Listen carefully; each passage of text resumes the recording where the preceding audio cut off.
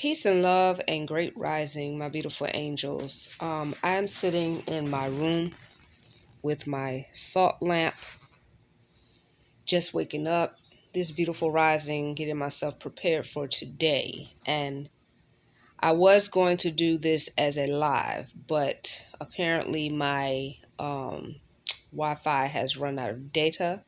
So I have to do it on my phone, and I cannot go live on my phone per YouTube's settings. So we're going to talk about this topic today, and normally I would not um speak on celebrity. It's not quite gossip, it's very reality. It happened. But I don't speak on celebrities. I was not going to speak on this topic, but I'm seeing a lot of people's responses to this and people's perceptions of this, and it very much so touches on mental health and I guess you would say toxic masculinity and toxic femininity and just toxicity altogether. um do I think Will Smith was wrong for smacking, punching? I feel like it looked like he punched him to me. A lot of people are saying he smacked him. Either way, do I think he was wrong?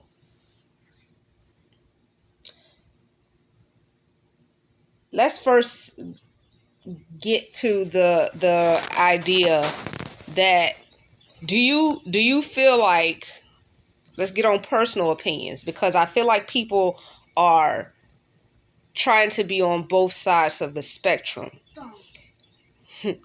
You have the same people who feel like men aren't being protective enough. Men aren't standing up for their families. Men don't, a lot of women are having trouble with finding relationships that they feel like suit them because they don't feel protected and they don't feel secure because of that.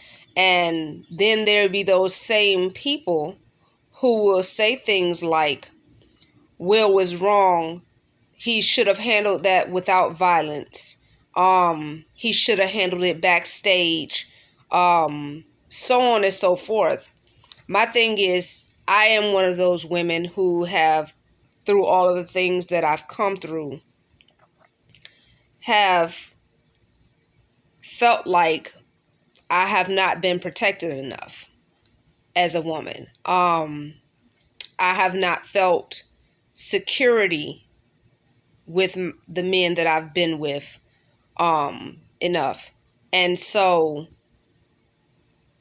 I just feel like it makes no logical or rational sense for me to attack a man for standing up for his wife, especially when Chris Rock chose to go on a worldwide public platform and publicly attempt to humiliate Will's wife for something that is very medical.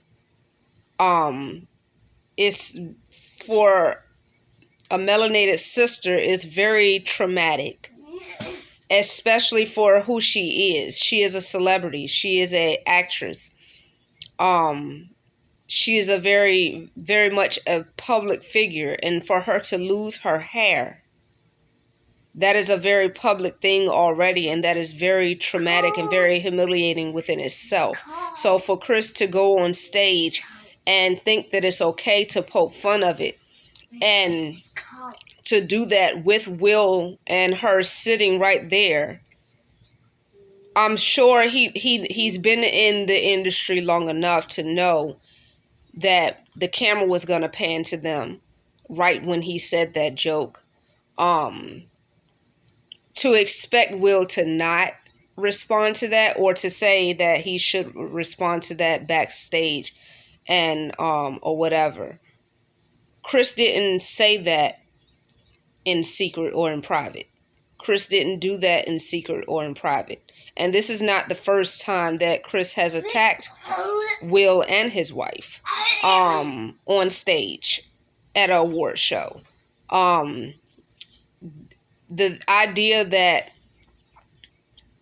yes, sometimes I do agree with the concept of when you're in this industry and you know somebody's a comedian, then you understand what comes with them being a comedian. But there are boundaries, and people have to comprehend and understand that these people are still human beings, and there are boundaries that needs to be respected. Mental health is a very real thing, and I feel like although I don't fully agree with everything about Will Smith, there are things that I've come to hear about Will Smith from proclaimed direct sources that I very much do not agree with. What I will say is Will is still a human being. Will is still somebody who has his own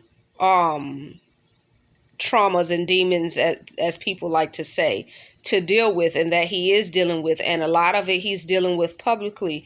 They're putting themselves out there and making themselves vulnerable, attempting to help other people who may be going through the same things. And